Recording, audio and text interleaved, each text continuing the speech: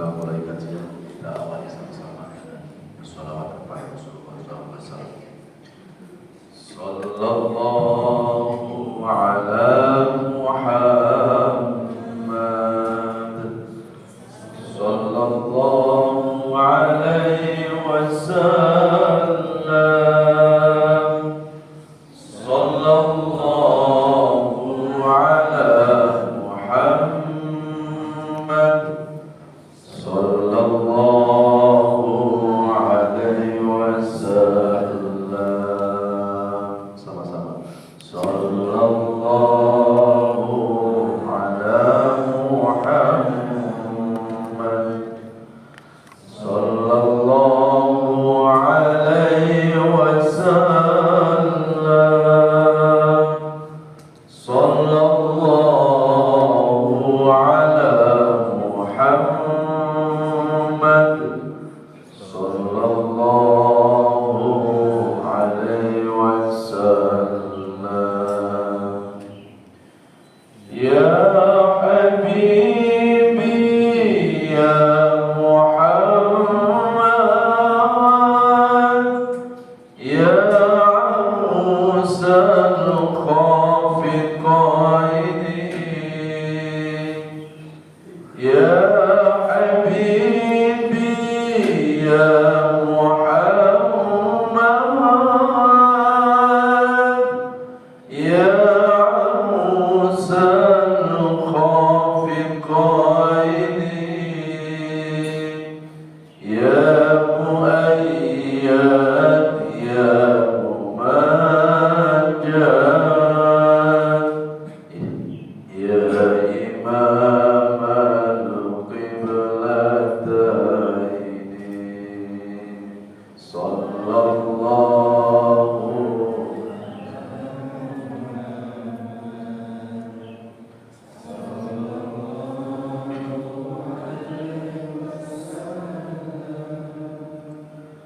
sallallahu ala Muhammad, sallallahu alaihi wasallam. Anta syamsun anta badrun, anta nurun fawqa nuri, anta iksiru wa ghali, anta misbahus suduri, sallallahu ala Muhammad, sallallahu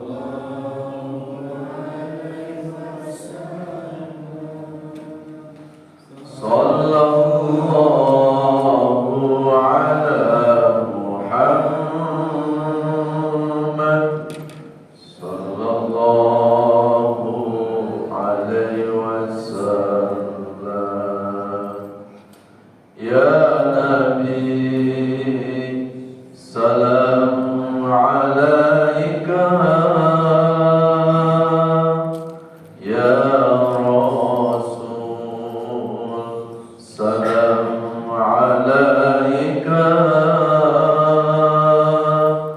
ya Habib, salam alaika, salawatullah alaika. Assalamu alayka ya Rasulullah.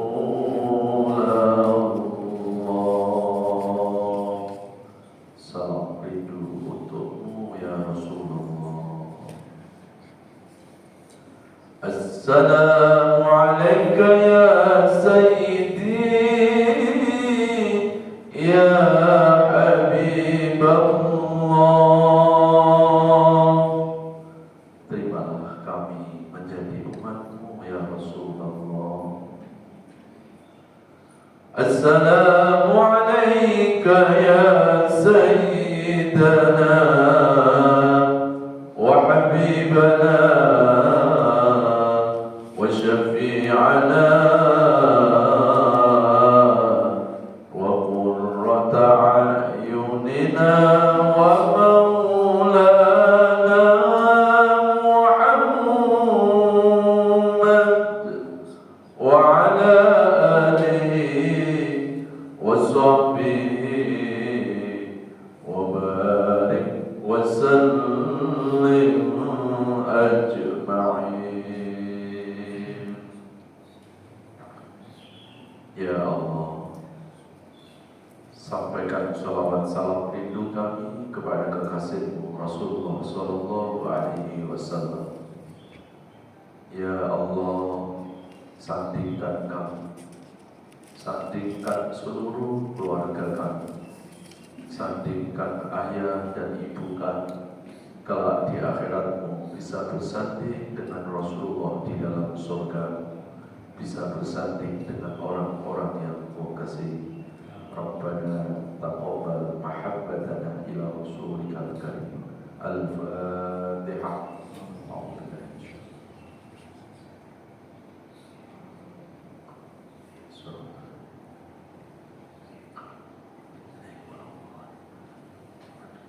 Assalamualaikum warahmatullahi wabarakatuh.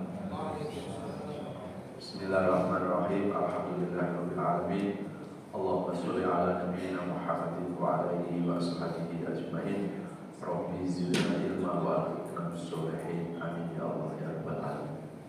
Bapak Ibu jamaah sekalian yang dirahmati Allah, alhamdulillah kita bersyukur kepada Allah berkat izin dan irodahnya kita masih diberikan nikmat sehat, nikmat panjang umur oleh Allah. Mudah-mudahan nikmat sehat dan panjang umur ini bisa kita manfaatkan untuk memperbaiki diri kita, mendekatkan diri kepada Allah dan memperbaiki ibadah. Amin ya Allah ya rabbal alamin. Salawat salam sama-sama kita sampaikan kepada panutan abadi kita Rasulullah Muhammad Sallallahu Alaihi Wasallam. Semoga kita termasuk umat yang mencintai Nabi dan mudah-mudahan Nabi mencintai kita. Amin ya rabbal alamin. Baik, kita akan melanjutkan kajian tadabbur Al-Quran, yaitu renungan-renungan di bawah naungan ayat-ayat suci Al-Quran. Kali ini kita akan mengangkat tema, yaitu menghitung amal menjumlah usia. Untuk mengawali kajian pada subuh ini kita akan membuka Al-Quran, yaitu surat 36, surat Yasin ayat 68. Surat 36 ayat 68. A'udzu billahi minasy syaithanir rajim. Bismillahirrahmanirrahim. Wa man nu'ammirhu nunakkishu fil khalq afala ya'qilun. Sadaqallahu. Yang artinya, wa man nu'ammirhu, barang siapa yang Allah panjangkan usianya, nunakkishu fil khalqi, maka Allah akan mengembalikan kepada awal penciptaannya. Afala yaqilun, apakah manusia tidak berpikir? Sadaqallahul azim. Maha benar Allah atas segala firman-Nya. Jamaah sekalian, kalau kita bicara tentang usia, maka kita juga bicara tentang waktu. Waktu dalam hidup manusia itu terbagi menjadi 3. Ada masa lalu, ada masa sekarang, dan juga ada masa yang akan datang. Masa lalu kita jadikan kenangan saja. Tidak usah kita terlalu larut dalam masa lalu kita, karena Allah tidak pernah melihat masa lalu seseorang. Yang Allah lihat dari usia seseorang, dari waktu hidup seseorang, adalah masa sekarang dan yang akan datang. Maka masa sekarang inilah kita jadikan sebagai fakta kenyataan. Dan masa yang akan datang kita jadikan harapan yang terindah dalam hidup kita. Karena kita tidak tahu akhir kehidupan kita. Dan nilai dari kualitas usia, kualitas umur manusia itu bukan di saat hidup ini, itu di saat kematian. Jadi sekarang kita masih hidup itu bukan untuk mendapat nilai, tapi mencari nilai. Kapan nilai kita itu diberikan oleh Allah? Nanti saat kita menghembuskan nafas terakhir kita. Jadi kalau kita mau jujur Bapak Ibu, hari ini itu kita baru ngaku-ngaku semuanya, ngaku-ngaku orang baik, ngaku-ngaku orang soleh. Kita ngaku jadi hamba Allah, kita ngaku jadi umatnya Rasulullah. Semuanya serba ngaku. Kenapa kita dikatakan baru mengaku? Ya karena kita belum diakui oleh Allah. Kapan kita tahu bahwa kita ini orang baik? Ya. Kalau hari ini kita ngaku umatnya Rasulullah, kapan kita ketemu Rasulullah? Kan beda kalau saya ngaku saudara Bapak Ibu di sini. Ya. Saya boleh ngaku sebagai saudara Bapak Ibu, tapi apakah Bapak Ibu sudah mengakui saya sebagai saudara? Itu kan saya juga belum tahu. Kalau saya ngaku saudara Bapak Ibu yang ada di sini, supaya saya juga nggak hanya ngaku, saya bisa konfirmasi.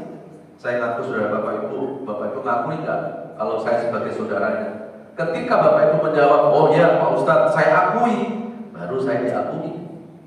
Tapi kalau hari ini kita ngaku umatnya Rasulullah, bagaimana mengkonfirmasi kepada Rasul? Kapan ketemu Rasul kita?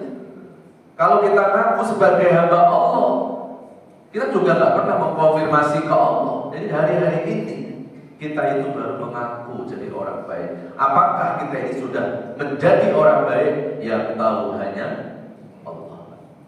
Maka kalau kita aja nggak tahu nilai diri kita, ya mana mungkin kita mudah menilai-nilai orang lain. Ya. Fala tuzakku anfusakum wa huwa a'lamu biman ittaqa. Jangan pernah kita merasa lebih baik, karena sejatinya yang tahu diri kita hanya Allah.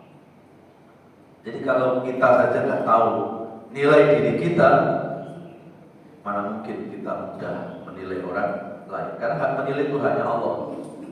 Ya, kita itu nggak bisa menilai. Ya. Maka ketika hari ini ada orang sedang menilai-nilai kejelekan orang lain, sesungguhnya orang itu telah menjadi Tuhan buat orang lain itu. Ya. Nauzubillah. Maka kita berusaha untuk belajar, Pak, supaya kita bisa memasukkan sifat salamatis sudur. Ya, apa salamatis sudur itu? Menyelamatkan hati kita dari melihat kekurangan, kesalahan orang lain. Karena kalau kita melihat kekurangan orang lain, kita pasti tidak akan kekurangan diri kita sendiri. Padahal kalau kita berusaha untuk melihat kekurangan diri sendiri, pasti kita tidak akan ada waktu untuk melihat kesalahan dan kekurangan orang lain. Mungkin orang lain punya satu kesalahan, jangan-jangan kita lebih dari itu. Ya. Kalau kita buka dalam riwayat hadis, Rasulullah saja dalam sehari, Pak, itu gak kurang Rasul baca istighfar 100 kali. Mana istighfar itu apa? Pengakuan diri banyak dosa di hadapan Allah. Itu sekelas Nabi. Kalau kita buka dalam surat Al-Fat, surat 48, ayat yang kedua dan 3, Pak. Liyaghfira lakallahu ma taqaddama min dhanbika wa ma ta'akhkhara wa yutimma ni'matahu 'alaika wa yahdiyaka siratan mustaqiman wa yansuruka Allahu nasran 'azizan. Itu surat Al-Fat, surat 48, ayat 2 dan 3. Dan ayat ini memberikan penjelasan bahwa Rasulullah itu sudah dijamin diampuni dosa-dosa oleh Allah. Ya. Kalau kita kan baru ngaku-ngaku jadi orang baik di hadapan Allah, Pak. Kalau Rasulullah sudah dapat sertifikat, kalau Rasulullah itu sudah dipastikan liyaghfira lakallahu ma taqaddama min dhanbika wa ma ta'akhkhara. Allah sendiri yang menjamin bahwa Rasulullah itu diampuni dosa-dosa di masa lalu dan yang akan datang. Tapi coba lihat dalam kehidupan Rasulullah, Pak. Wa kana Rasulullah sallallahu alaihi wasallam yastaghfiru fi kulli yawmin mi'ata marrah. Rasul itu dalam sehari nggak kurang baca istighfar 100 kali. Kalau sekelas Nabi yang sudah jelas orang yang paling baik, orang yang pasti masuk surga, itu aja masih menyadari kekurangan dan kesalahan. Pertanyaannya, pantas gak kalau kita umatnya merasa sok suci? Ya, kalau kita merasa sok suci itu menghina Nabi, ya, menghina Nabi dong. Seolah-olah Nabi gak suci kan? Sekelas Nabi yang sudah jelas pasti masuk surga, diampuni dosa-dosa di masa lalu maupun dosa yang dilakukan di masa yang akan datang, itu aja Nabi masih apa? Menyadari kesalahan, menyadari dosa di hadapan Allah. Nah, ini menjadi edukasi, Pak. Ya. Jadi istighfarnya Rasulullah itu bukan hanya sekedar Nabi menyadari dosa dan kesalahannya, tapi Nabi mendidik umatnya agar umat itu jangan merasa sok suci, agar umatnya jangan merasa lebih baik dari orang lain. Jamaah sekalian yang dirahmati Allah Subhanahu wa taala. Pada masa Rasulullah dahulu ini tertera dalam hadis, di masa Rasulullah ada orang yang ahli maksiat, senangnya berdosa. Dalam akhir kehidupan orang itu diberikan hidayah. Lalu setelah dapat hidayah, dia bertobat. Gak lama bertobat, meninggal dunia. Dan Nabi mengatakan, ketahuilah, i'lamu annahu min ahlil jannah. Ketahuilah ini orang yang baru meninggal termasuk ahli surga. Sahabat bertanya, ya Rasulullah, dosanya kan puluhan tahun, kebaikannya baru sebentar, gak lama bertobat terus meninggal. Kalau pakai bahasa kita, kok bisa sih termasuk ahli surga? Lalu dosa puluhan tahun itu gimana? Apa jawab Rasulullah? Allah tak melihat masa lalu seseorang, yang Allah lihat adalah akhir dari kehidupan seseorang. Lalu pertanyaannya, Pak, kita tahu gak akhir kehidupan? Belum tahu. Ya kata berarti kita belum tahu, Pak, nilai kita di hadapan Allah. Ya. Jemaah sekalian yang dirahmati Allah, kita kembali ke surat 36 ayat 68. Barang siapa yang ditambahkan usia, yang dipanjangkan usia. Ini panjang di sini, Pak. Tambah usia itu secara matematika. Ya, tapi kalau usia semakin bertambah itu bukan semakin panjang. Ya, justru semakin bertambah usia kita semakin dikurangi umur kita, usia kita oleh Allah. Umpamanya saya ditakdirkan oleh Allah usianya 150 tahun. Bapak ada yang mengaminkan? Umpamanya Pak Ustadz ditakdirkan usia 150. Ya, yang mengaminkan ya. Ya, biar panjang umur Ustadz ya. Kalau saya 150, Bapak Ibu saya doakan 250 tahun semuanya. Ya. Jadi orang-orang yang sudah meninggal, Bapak Ibu hidup sendirian. Ya. Kalau bicara tentang bertambah umur, sesungguhnya nggak bertambah. Bertambah usia kita mendekati ajal kita, mana mungkin bertambah. Ini jatah umur saya, jangan 100 tahun aja lah ya. Berarti semakin bertambah hari, semakin bertambah hari, saya semakin mendekati kuburan saya, Pak. Jadi kalau dibilang umur itu panjang, umur itu bertambah, tambah dari jumlah, tambah secara hitungan matematika, tapi di hadapan Allah umur kita semakin dikurangi terus oleh Allah. Kalau berkurang umur, semakin mendekati kuburan, tidak tambah baik, Pak. Sementara yang kita bawa nanti kepada Allah adalah amal-amal kebaikan kita. Maka kualitas dari umur seseorang itu bukan dilihat dari panjang. Kalau panjang itu jumlah itu kuantitas, Pak.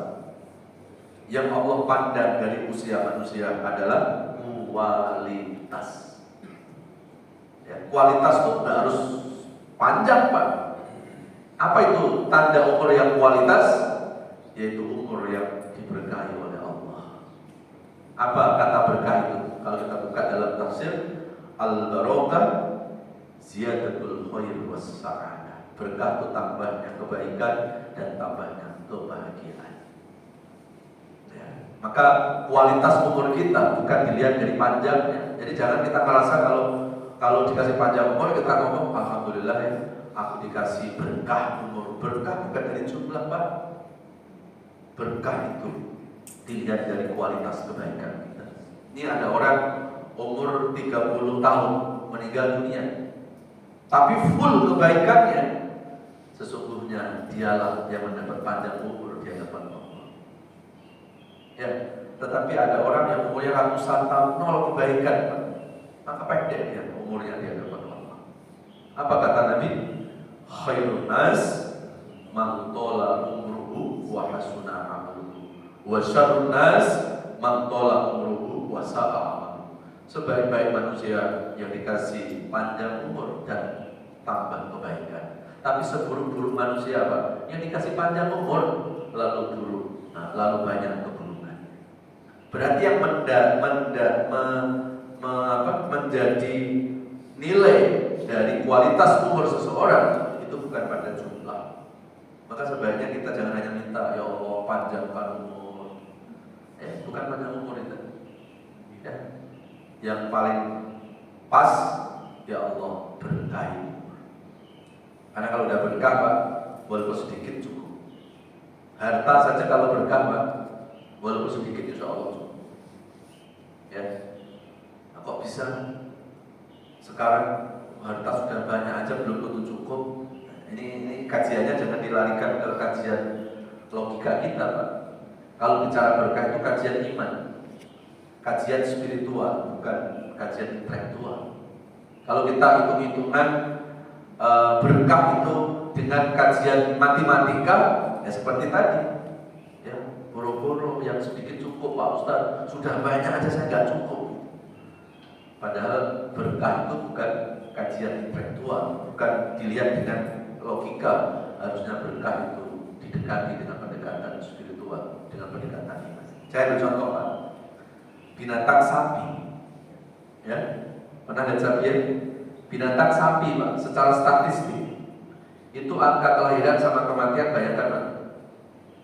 Sapi yang dipotong, sapi yang disembelih sama kelahiran sapi, banyakkan mana Pak? Kelahiran. Pasti banyakkan sapi yang disembelih, sapi yang dipotong. Secara statistik sapi itu setahun cuma sekali lahir. Dipotongnya setiap hari Pak. Harusnya apa? Habis. Tapi pernah dengar berita Pak bahwa dunia kekurangan sapi. Coba kita undang 100 profesor di sini, suruh kalkulasi satu sapi itu lahir dalam 1 tahun, lalu dipotongnya setiap hari. Loh kok Pak Ustaz tahu kalau sapi itu dipotong setiap hari? Nah untuk membuktikan gampang Pak, setiap hari kalau masuk rumah makan Padang pasti ada rendang. Nah itu bukti. Belum lagi nanti Idul Kurban jutaan sapi tidak dipotong. Setelah itu nggak pernah kita dengar berita dunia kekurangan sapi. Kenapa Pak? Karena sapi diberi berkah. Itu jawaban. Ya. Sapi dikasih berkah. Maka sampai ada dalam Quran nama surat Al-Baqarah tentang sapi. Ya. Sapi itu dikasih keberkahan oleh Allah. Dari mana keberkahannya sapi? Nah, keberkahannya sapi adalah sapi itu banyak memberikan kebaikan, manfaat buat manusia. Maka kata Rasulullah, khairun nas anfa'uhum linnas, sebaik-baik manusia ketika memberi manfaat pada manusia lain. Nah, sapi itu Pak adalah salah satu hewan yang banyak memberikan manfaat kebaikan buat manusia. Coba, apa yang enggak manfaat dari sapi Pak? Kotorannya aja bisa manfaat. Coba pagi-pagi kita bawa kotoran sapi sama kotoran kita, yang laku yang mana? Yang diambil yang mana? Kotoran sapi, bisa bawa pupuk. Dari kotoran sapi Pak muncul ide manusia untuk buat PT, perusahaan pupuk kandang. Dan dari pupuk itu jutaan orang dapat rezeki Pak. Itu baru kotorannya. Belum apa?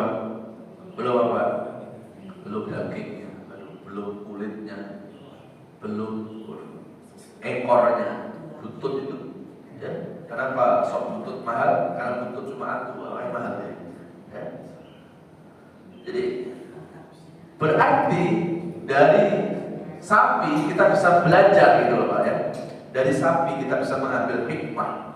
Oh, kalau hidup mau berkah, jadilah hidup yang bermanfaat buat orang lain. Sapi itu memberi manfaat, Allah kasih berkah.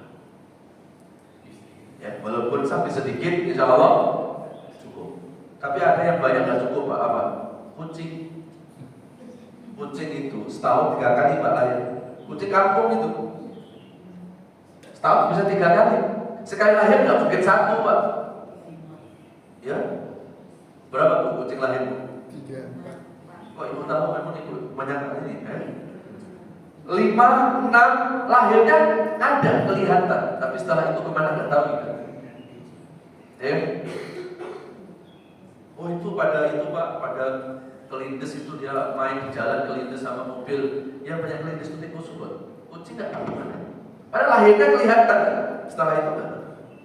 Nah itu kata ulama itu sebuah gambaran rezeki banyak, tapi nggak cukup. Dikasih ini masih kepengen itu, dikasih itu pengen ini, hidupnya hanya ini itu, nggak pernah bersyukur kepada Allah Subhanahu wa Ta'ala. Jamaah sekalian, begitu juga umur yang dikasih berkah oleh Allah Pak. Umur berkah bukan harus umur panjang.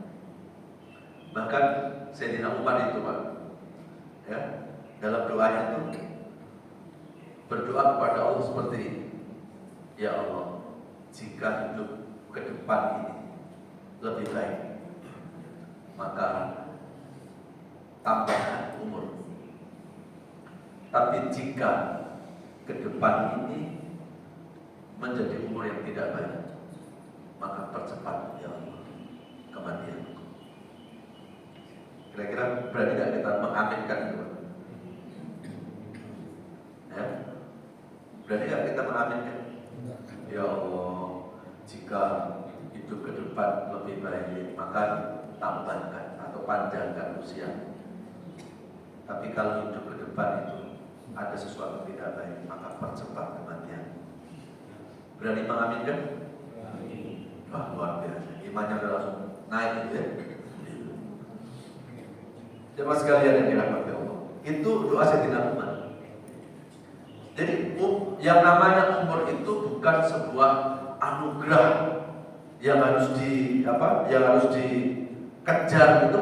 Tambahnya umur itu bukan berarti anugerah yang harus kita raih Pak. Yang kita raih dalam setiap tambahnya umur kita adalah tambahnya kebaikan. Buat apa tambah umur kalau banyak dosa? Ya, karena semakin panjang umur kita banyak dosa, justru akan memperberat hisab kita, pertanggungjawaban kita di hadapan Allah kan. Karena setiap hembusan nafas itu ada pertanggungjawaban nanti Pak. Setiap detak jantung kita nanti akan ada pertanggungjawaban di hadapan Allah. Logikanya, kalau umur 30 tahun sama umur yang 80 tahun, detak jantungnya berapa perbandingan? Hembusan nafas, semakin dia panjang umur, tambah umurnya, berarti semakin banyak hembusan nafas, semakin detak jantung itu berdetak, dan itu akan ada hisab pertanggungjawaban di hadapan Allah. Apa kata Rasul dalam hadis Pak? La yazal mutma'abdin hatta tus'ala an arba'in. Tidak akan kaki manusia itu melangkah pada hari kiamat kecuali akan diminta pertanggungjawaban 4 perkara oleh Allah. Kalau 4 perkara ini kita bisa bertanggungjawabkan, lulus kita masuk surga ini. Apa 4 perkara itu? An umrihi fima afna, umur Pak. Yang pertama kali umur Pak, ditanya. An umrihi fima afna, umur yang Allah berikan kepada kita digunakan untuk apa? Dihabiskan untuk apa? Itu ada pertanggungjawaban di hadapan Allah. Maka saya tidak Umar takut.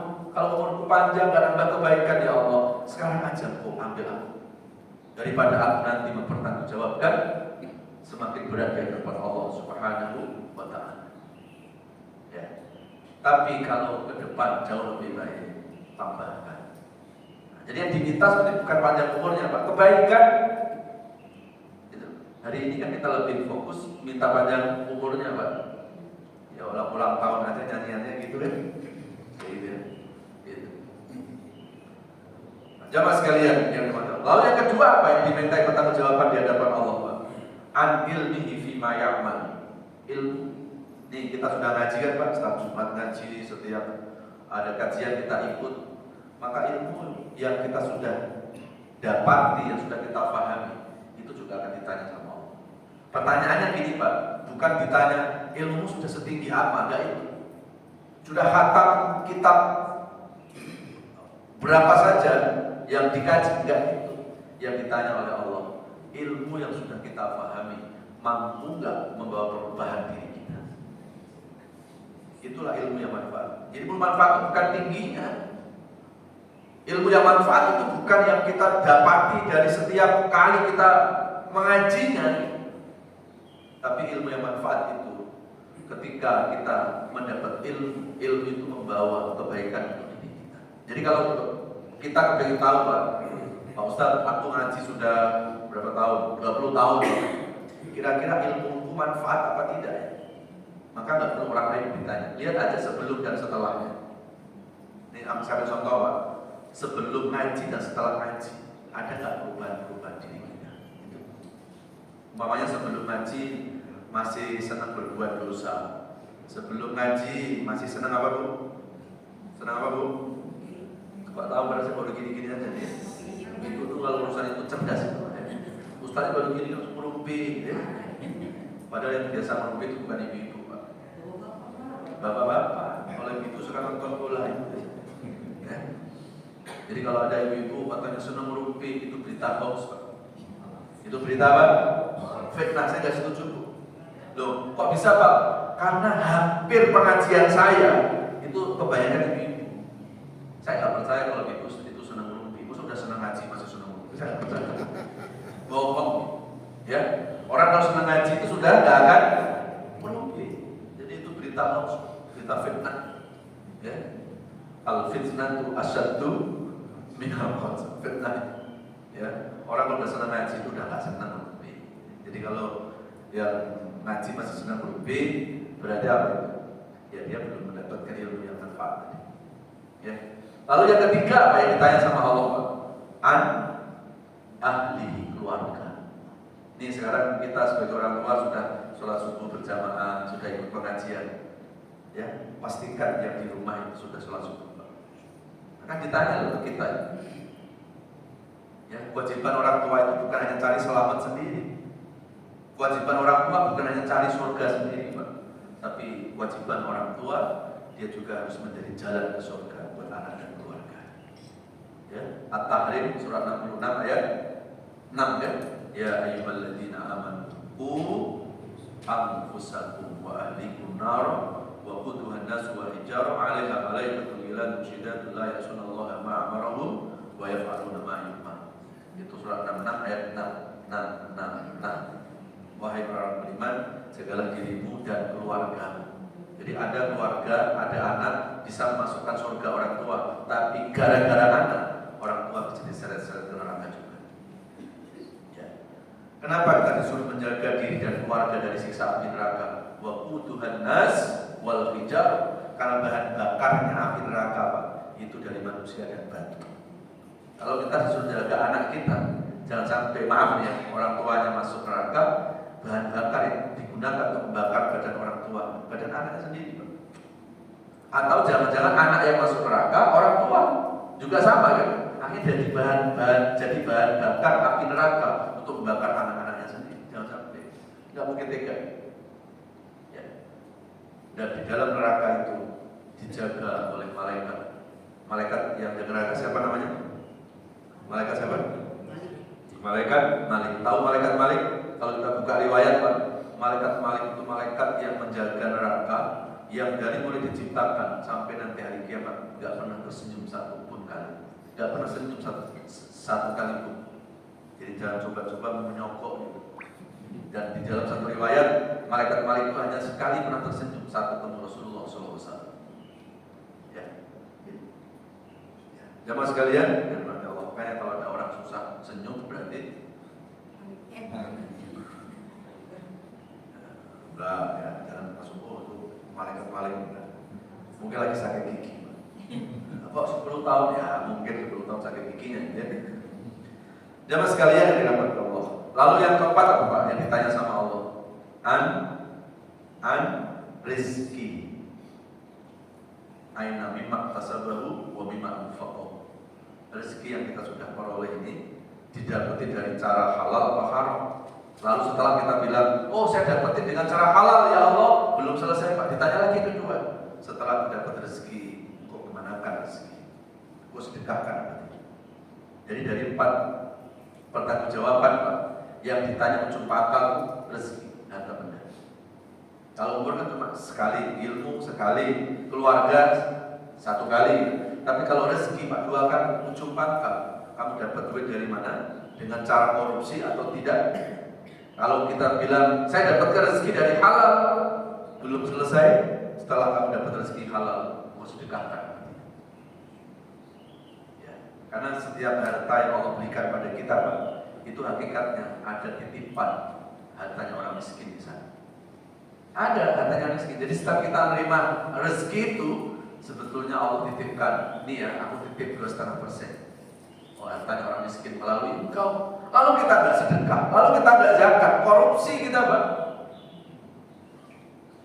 Ya, yang lebih sedih lagi, itu kan duitnya orang miskin. Tega amat kita mengkorupsinya.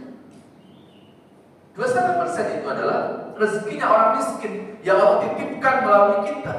Lalu kita nggak berikan kepada mereka. Sesungguhnya kita telah korup. Dan kita nggak sadar.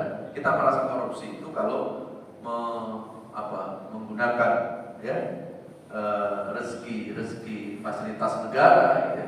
Padahal ketika kita dapat rezeki 2,5% itu ada rezekinya orang miskin ya.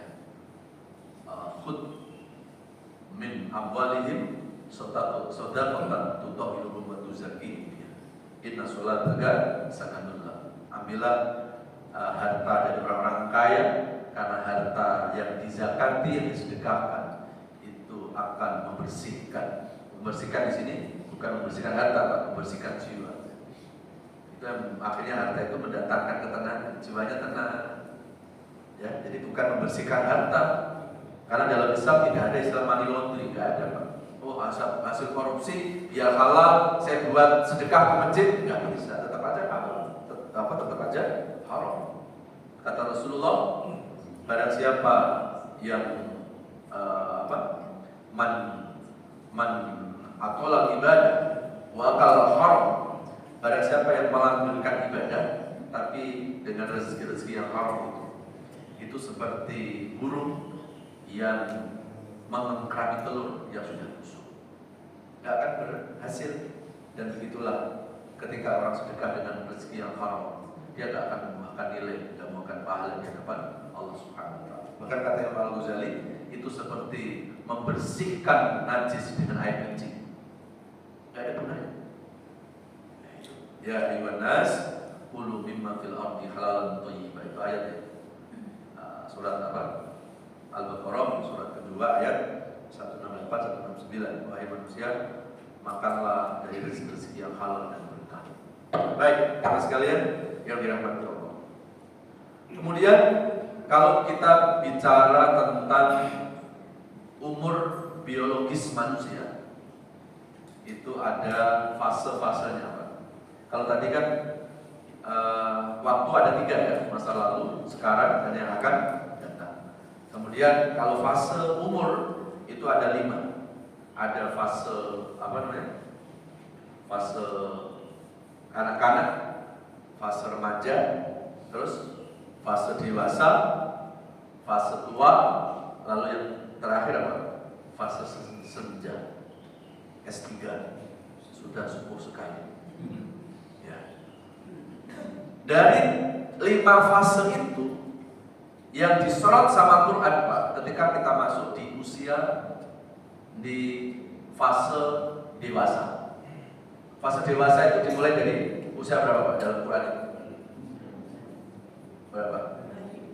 Dan dewasa itu sebetulnya sudah dikatakan tua, karena bahasa tua itu bukan biologis Pak. Bahasa tua itu dia sudah punya pemikiran dewasa. Ada orang sudah tua secara biologis, tapi dia pemikirannya enggak dewasa, masih anak-anak sebetulnya. Maka usia dewasa, usia tua itu yang menentukan. Maka disitulah yang dikasih tanggung jawab oleh Allah dalam Quran. Jadi mulai apa? Usia dewasa. Dan usia dewasa itu dalam Quran dihitung dari usia 40 tahun.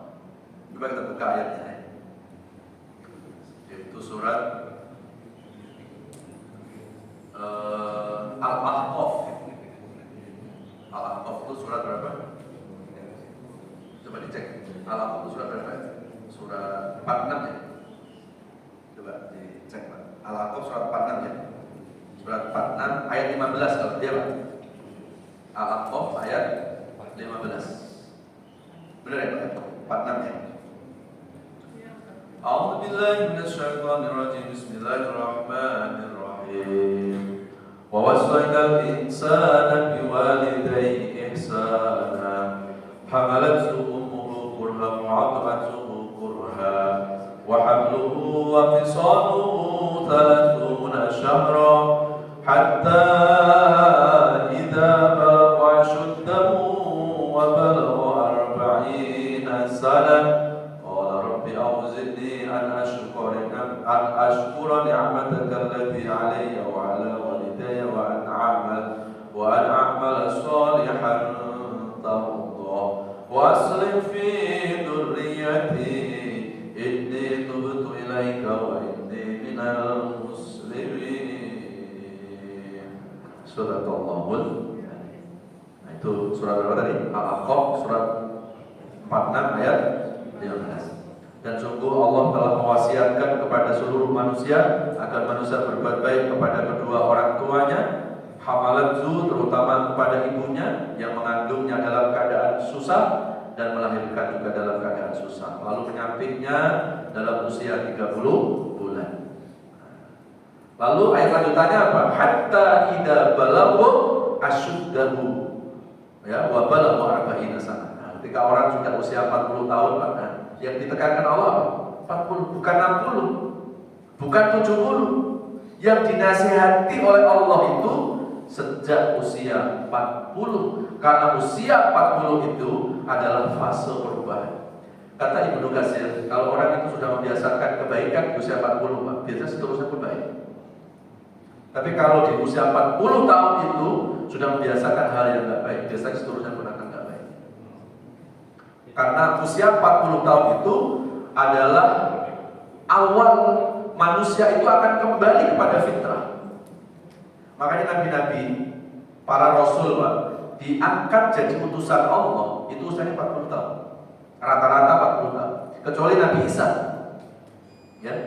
Hanya Nabi Isa yang diangkat menjadi rasul dan nabi bukan 40 tahun. Karena 30 tahun, 33 tahun Nabi Isa sudah wafat, Pak. Tapi nabi-nabi yang lain, ya kalau kita buka sejarah ada 124.000 nabi, ada 313 rasul yang wajib kita imani, 25 rasul itu rata-rata diangkat menjadi pemimpin umat, menjadi nabi dan rasul itu usia 40 tahun. Ya. Ada apa dalam rahasia usia 40 tahun? Karena usia 40 tahun adalah usia kematangan. Ya, usia yang sudah mapan. Orang yang sudah usia 40 tahun biasanya dia matang dalam berpikir, berucap, gak berasa busuk, semuanya sudah ada perhitungan. Berpikirnya bijak, berbicara, bersikap, bertindak. Ya, itu usia 40 tahun. Ya, jangan ditarik-tarik ke MK ya. Ini repot ini kalau Ustaz jelasin Quran ya. Ini kita bicara apa? Usia 40 tahun dalam Quran. Jadi usia yang sangat krusial, usia yang sangat menentukan 40 tahun. Paling tidak ada 5 tanggung jawabnya di situ, Pak. Nah, pertanyaannya, kenapa kok yang dinasihati bukan yang 70 tahun, Pak?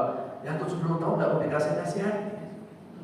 Ya, kan 70 tahun itu apa? Sudah banyak nasihat dari dirinya, perubahan visi. Kalau 40 tahun kan masih seger-segernya tuh, Pak. Ya, orang bekerja, Pak, itu lagi pada awal-awal karirnya lagi naik-naiknya itu. Itu yang dinasihati oleh Quran. Kan disitulah banyak akhirnya lemah. Rumah tangga mulai terjadi coba-cobaan, Pak. Usia 40. Ya, karena usia-usia itu usia yang rawan, usia yang rentan. Maka itu yang dinasihati oleh Quran. Ya, ada 5 itu, Pak, tanggung jawab menurut Quran tadi. Yang pertama apa tadi? Hatta idza balagha ashuddahu wa 40 sanah apa? Qala rabbi awzi'ni an ashkura ni'mataka allati an'amta 'alayya. Supaya kita menjemput hidayah. Harus ada perubahan. Ya Allah, berikan petunjuk agar kami bisa bersyukur bersyukur kepada kedua orang tua. Jadi menjemput hidayah, lalu banyak-banyak bersyukur. Lalu bagaimana cara bersyukur? Ayat lanjutannya apa? Wa an a'mala sholihan tardo. Mensyukuri umur itu, mengisi umur itu dengan banyak amal soleh yang mendatangkan ridho Allah. Karena kualitas umur itu bukan pada jumlah, tapi pada amal kebaikan. Yang ketiga ya. Lalu yang keempat apa? Tanggung jawabnya ini wa aslih fi dzurriyyati. Ya, kita mulai memikirkan anak cucu, Pak. Mulai memikirkan anak lah minimal. Karena biasanya rata-rata usia 40 itu sudah punya anak. Jadi kita sudah berpikir untuk anak, bukan hanya memikirkan diri sendiri. Ya. Jangan sampai kita hanya memprotek diri kita sendiri, tapi memprotek anak cucu kita. Lalu yang empat apa? Ini itu betul ilaika. Ya Allah, kami bertobat, banyak-banyak taubat, Pak. Banyak-banyak apa? Bertaubat. Lalu yang keenam apa? Yang kelima apa? Wa inni minal muslimin. Mulailah kita memikirkan keberadaan agama Islam kita. Agama Islam jangan hanya dibawa saat hidup, tapi kita bawa saat kematian. Wala tamutunna illa wa antum muslim. Dan janganlah mati kecuali dalam keadaan Islam. Ada berapa tadi? Tanggung jawab usia 40, menjemput hidayah, bersyukur, terus banyak amal soleh, terus memikirkan anak cucu. Di sini harus menjadi contoh gitu. Lalu yang berikutnya bertaubat dan berserah menjadi muslim. Bukan 5, 6 ya? 6 ya, mudah-mudahan kalau ini kan ya 40 tahun ya, Bapak Ibu saya kira sudah melebihi itu semuanya. Jadi harusnya sih sudah dilakukan 6 tanggung jawab yang diperintahkan oleh Allah Subhanahu wa taala. Saya kira itu Bapak Ibu. Ya, silakan Pak. Implementasi dari wala tamutunna wa antum muslimun. Implementasi dari ayat wala tamutunna wa antum muslimun. Itu di surat Ali Imran ya, surat ketiga ayat 102 itu ya. Ya ayyuhalladzina amanu taqullaha haqqa tuqatih wa la tamutunna illa wa antum muslimun. Wahai orang beriman, bertakwalah kepada Allah. Jadi implementasinya ya bertakwa. Ya, jadi nggak bisa kita hanya minta ya Allah matikan kami dalam keadaan Islam. Nah, kita nggak memperbaiki iman kita. Kita nggak berusaha untuk memperbaiki takwa kita. Karena apa yang kita biasakan hari ini, Pak, biasanya nanti akan menutup usia kita.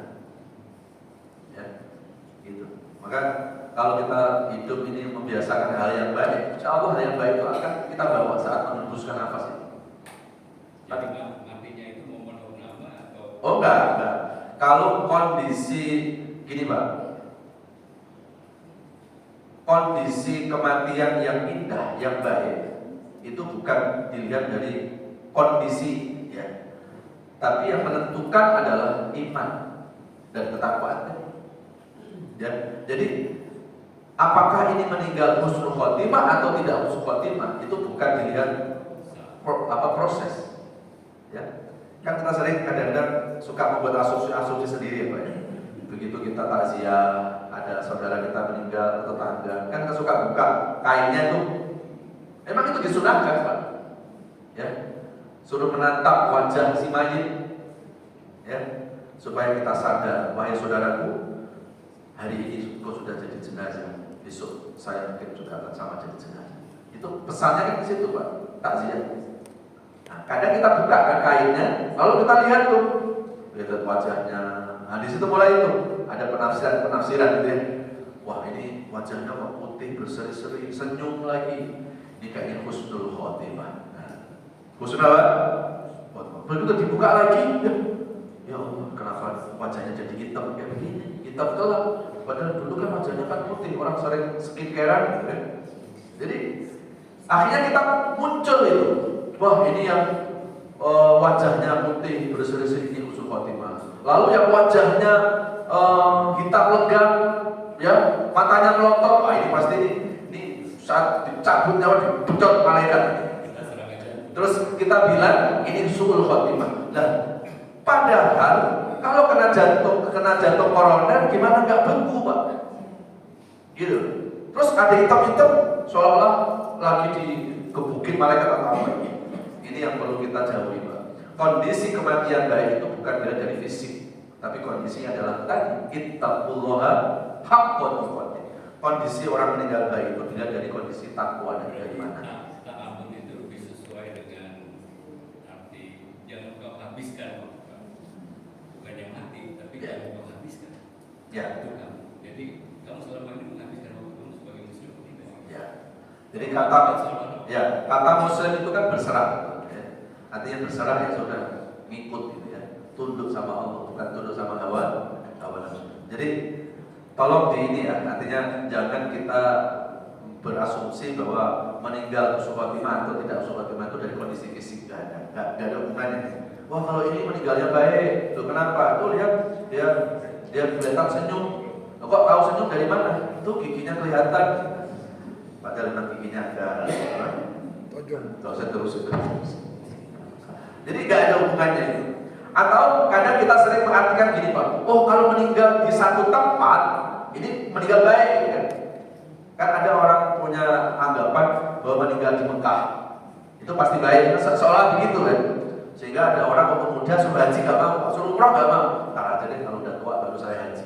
Nunggu di infus baru diberangkatin. Karena kepengen meninggal di Mekah. Jadi seolah-olah meninggal baik itu di tempat, enggak juga. Kalau meninggal baik pasti di Mekah. Abu Jahal itu meninggal di Mekah juga Pak. Ya. Yang menentukan itu iman, Islam, dan ketakwaan. Meninggalnya maaf nih, dibuncit, tapi kalau kondisi imannya baik, itu husnul khotimah. Daripada meninggal di depan Ka'bah, digebukin orang gara-gara mutil Pak. Depan Ka'bah gitu. Tapi mutil gitu. Ya, itu nggak menjamin husnul khotimah. Jadi nggak usah kita. Jadi di dalam doa-doa nggak perlu kita minta ya Allah meninggalkan kami di Mekah. Sehingga banyak Pak orang-orang kita pergi haji nunggu usia tua. Padahal udah tahu ibadah haji itu 80% fisik. Ya. Ya kenapa? Biar aku mati di sana. Jadi seolah kalau mati di Mekah pasti husnul khotimah. Enggak Pak. Ya, yang menentukan itu adalah kondisi iman, takwa, dan Islam. Ya, apalagi kalau meninggal di saat ngaji kayak gini Pak, insya Allah husnul khotimah. Mau meninggal husnul khotimah? Mau sekarang? Enggak, mau sekarang. Ya, padahal tadi barusan mau husnul khotimah. Lalu ada berita Pak viral Pak, semua jamaah Hujud Indah meninggal kecuali Pak Ustadz. Ustadznya jauh tinggalnya Pak. Baik, saya kira itu ya Bapak Ibu sekalian. Semoga apa yang saya sampaikan ada manfaatnya dan mudah-mudahan sisa-sisa umur ini akan menambah kebaikan, akan menambah ketaatan kepada Allah Subhanahu wa Ta'ala. Al-Fatihah.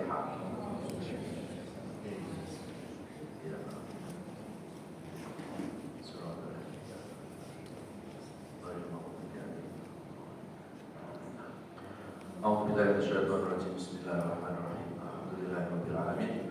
Allahumma shalli ala Muhammad wa ala alihi wa sahbihi wa barik wa sallim ajmain. Ya Allah, kami bersyukur kepadamu ya Allah. Engkau masih memberikan sisa-sisa umur kepada kami. Ya Allah, bila hidup ke depan kami masih membawa kebaikan-kebaikan ya Allah, mohon berkahi umur kami ya Allah. Berikan kesehatan jasmani rohani kami. Angkat seluruh penyakit-penyakit kami, baik penyakit fisik maupun penyakit hati yang susah diobati. Ya Allah, berikan keikhlasan dan kesabaran dalam menjalani sisa-sisa hidup ini ya Allah. Jadikan sisa-sisa hidup kami ini menjadi hidup yang jauh lebih baik, hidup yang lebih berkah, hidup yang penuh ibadah, hidup yang selalu mampu memperbaiki diri. Ya Allah, dari mulai hari ini sampai Engkau mencabut nyawa kami, tetapkan iman dan Islam kami ya Allah, sehingga hanya nama-Mu yang kami sebut ketika kami mengembuskan nafas terakhir kami. Wassalamualaikum warahmatullahi wabarakatuh. Alhamdulillahirabbil alamin. Subhanakallahumma wa bihamdika asyhadu an la ilaha illa anta astaghfiruka wa atubu ilaik. Mohon maaf lahir batin. Assalamualaikum warahmatullahi wabarakatuh.